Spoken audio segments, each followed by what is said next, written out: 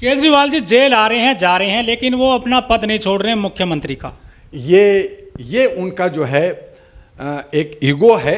एक वो जिस तरह से आप हिटलर तनासा मोदी जी को कहते हैं, उसी तरह से आप भी हिटलर तनासा हैं।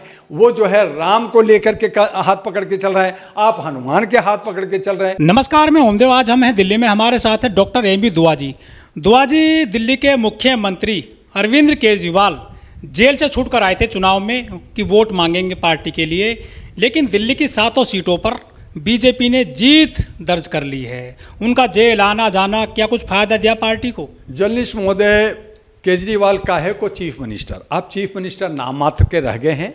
उनको तो अब जेल में ही रहना होगा, वो अब निकल नहीं सकते। जिस तरह से उन्होंने वादा किया था कि मैं 10 पूरे भारत के अंदर 10 वादा किया था, गारंटी दी थी, वो सब फेल हो गया। उनकी कथनी और करनी में बहुत फ़र्क है और नतीजा ये है कि उनके 6 लोग जेल के अंदर हैं। अब तो अतीसी भी, अब तो चड्डा भी और सब बचे हुए जाएंगे। आम आदमी पार्टी को जो राष्ट्रीय पार्टी कहेगी थी, अब उसकी भी राष्ट्रीयता छीनी जाएगी। हालांकि अभी थोड़ा सा जान उसमें थोड़ी सी हुकूक है, क्योंकि जहां पे 13 कैंडिडेट पंजाब में जीतना था, जहां पे 3 कैंडिडेट दिल्ली में जीतना था, 22 कैंडिडेट में इनकी जो है 17-18 जीतने की दावा कर रहे थे, ये सब के सब धराशायी हो गए। और मात्र कैसे अपने दम पे जो कैंडिडेट मजबूत थे वो 3 सीट सिर्फ लाए हैं, जहां पे इनको पिछली बार 4 सीट थी एमपी, आज 3 हो गई है। तो ऐसी हालत में आम आदमी पार्टी की हार हुई है, आम पार्टी बेनकाब हुआ है और आम पार्टी पे अब जनता का विश्वास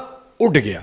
7 में से एक भी सीट नहीं जीत पाए दिल्ली में। इतनी मेहनत करी थी सुनीता केजरीवाल ने और अरविंद केजरीवाल ने, पूरी टीम लग गई थी। जर्नलिस्ट महोदय, सबसे पहले इस दिल्ली में एक वाल्मीकि को इन्होंने टिकट दिया, मोनू को दिया, जिसको प्रचार करना चाहिए था गली गली में, उसमें इतना अहम और ईगो था कि अपने दोस्तों से बात नहीं किया, लोगों में प्रचार नहीं किया कि मैं वाल्मीकि हूं, मैं तो जीत ही जाऊंगा, मुझे मुसलमान सब वोट दे देगा।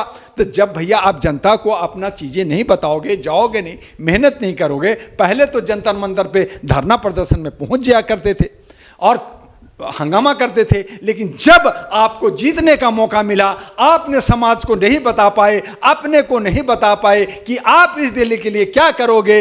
आपका मुख्यमंत्री केजू जी जो है आकर के दुनिया भर की ये क्या ऐसा हो गया वैसा हो गया, जनता समझती थी कि आपने शराब में लोगों को डुबाया है, शराब में लोगों को ठगा है, शराब में घर परिवार को बर्बाद किया है। नतीजा क्या हुआ? उन्होंने देखा कि मुझे नहीं चाहिए। नतीजा दिल्ली के अंदर जहां ये 4 जीतना चाहते थे, हर जगह इनकी सुपड़ा साफ हो गया और इनके साथ साथ इनकी देखरेख में इंडिया कांग्रेस को जो जगह मिलनी चाहिए थी, कांग्रेस जीत सकता था। कांग्रेस अगर 7 के 7 सीटों पे अगर खड़ा होता तो मैं दावे के साथ कह सकता हूं कि दिल्ली के अंदर 7 सीट कांग्रेस को मिलता, लेकिन आम आदमी पार्टी डूबी और कांग्रेस को भी लेके डूबी। तो इस तरह से इनकी हार हुई। इसी तरह से पंजाब में अलग अलग था तो कांग्रेस को ज्यादा मिला ना, आम आदमी पार्टी से ज्यादा सीट मिला कांग्रेस को।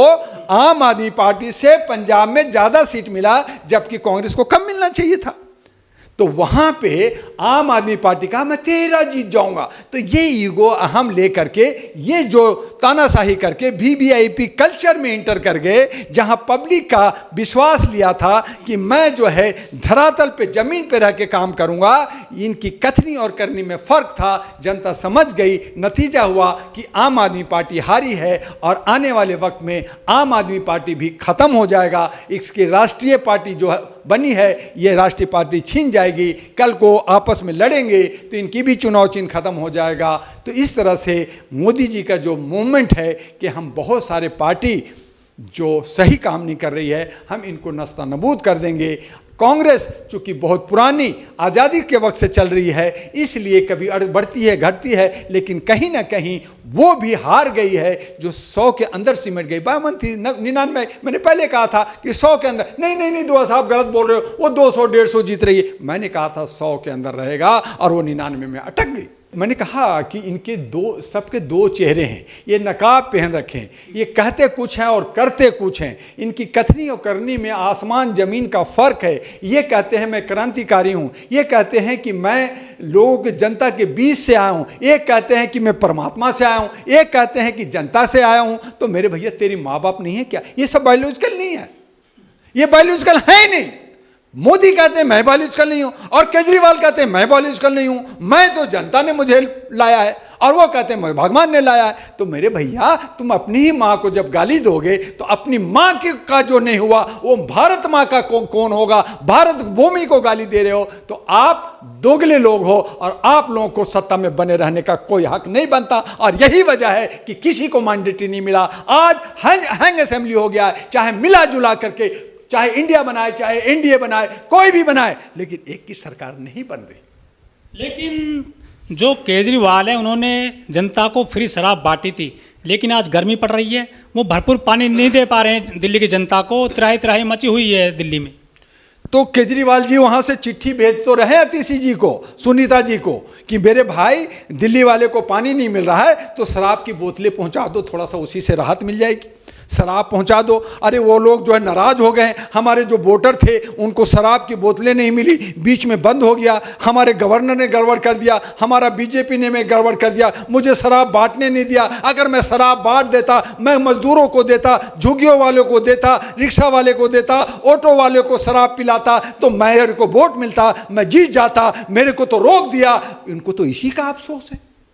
तो मोदी जो केजरीवाल जी हैं वो तो रो रहे इसीलिए कि मैं तो अच्छा सोचा था कि सबको शराब पिलाऊंगा, मस्त रखूंगा, खूब जो है वोट दबादब टका का जो बात आई वो मिलेगा, लेकिन उनकी मंसूबा पे पानी फिर गया। जो औरतों को इन्होंने फ्री में बस में यात्रा कराया, वहीं औरतों ने कहा कि अरे तुम फ्री में तो घुमा रहा है लेकिन मेरे मियाँ घर में मार रहा है शराब पी करके, तो ये क्या हो गया? तब वोट नहीं मिला। इनको जमानत भी मिल गई थी केजरीवाल को, उधर हेमंत सोरेन अभी भी जेल में है, उनको जमानत नहीं मिल पा रही है। तो ये जो न्यायपालिका में दिखता है थोड़ा भेदभाव, उसको किस तरह देखते हैं आप? न्यायपालिका में भेदभाव है।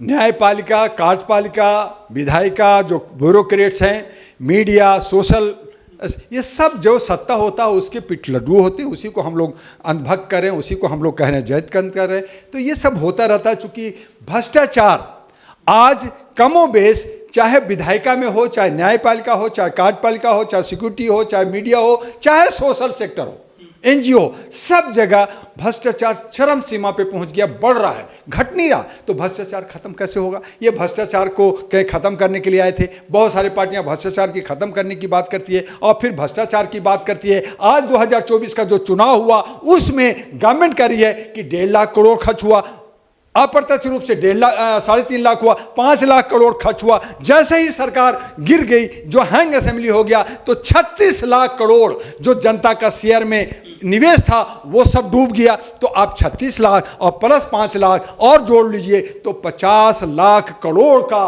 बोझ जनता पे आया है। और ये बोझ कहां से निकलेगा? महंगाई बढ़ेगी, तेल, चावल, आटा, गेहूं सबका बढ़ेगा, टोल टैक्स बढ़ेगा। जैसे चुनाव खत्म हुआ हर जगह महंगाई बढ़ गई है, हर जगह कीमतें बढ़ा दी गई है। और ये सब जो कहते हैं कि मैं केजू हूं, मैं ये हूं, मैं ये कर दूंगा, मैं ये गारंटी दूंगा, मैं वो गारंटी दूंगा, ये सब देशद्रोही लोग हैं और लोकतंत्र के विरोधी लोग हैं। ये सब एक ही ताली के छट्टे बट्टे लोग हैं। तब डॉक्टर दुआ ने कहा ये तमाम लीडरों को बाहर करो और सही तरीके से मानवता को, अहरा नेशनल पार्टी को एस्टेब्लिश करो।